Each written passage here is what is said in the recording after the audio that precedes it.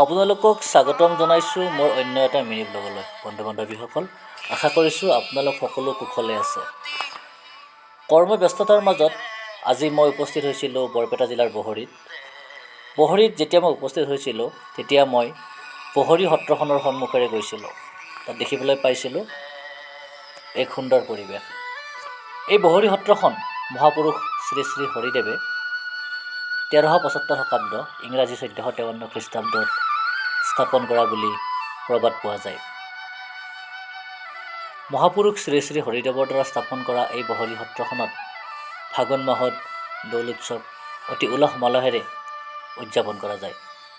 লগতে জেঠ মাহত যিখন সভা অনুষ্ঠিত কৰে, সেই সভাখনত অসমৰ বিভিন্ন অঞ্চলৰ পৰা মানুহ আহি উপস্থিত হয় বুলি মোক তাৰ স্থানীয় বাসিন্দাই জনাইছে।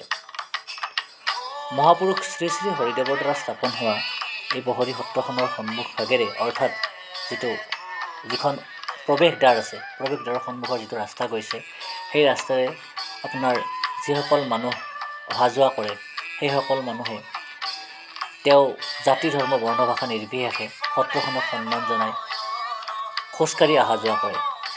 অৰ্থাৎ কোনোবাই যদি বাইক চলাই গৈছে, বাইকখন ষ্টাৰ্ট বন্ধ কৰি সেইখিনি জেগা ঠেলি লৈ যায়, আৰু কোনোবাই যদি ই ৰিক্সাত গৈছে, ই ৰিক্সাখন চলাই ড্ৰাইভাৰে লৈ যায় লাহে লাহে, আৰু বাকী যিখিনি মানুহ ই ৰিক্সাত উঠি আহিছিলে সেইখিনি মানুহ নামি পেলাই সেইখিনি খোজকাঢ়ি যায়।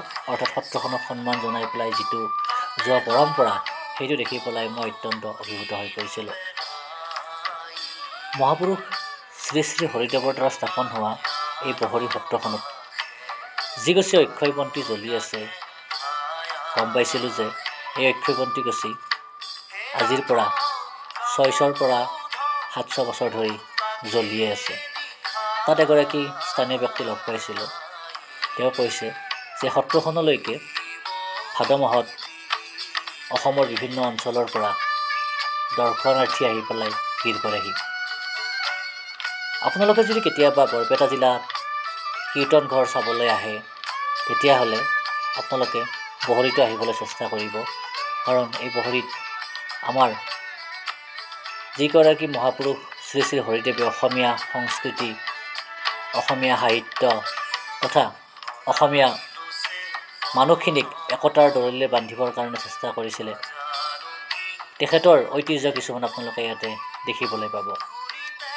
বাল্যকালত আমিও পঢ়িছিলোঁ শংকৰদেৱ, মাধৱদেৱ, দামোদৰদেৱ, হৰি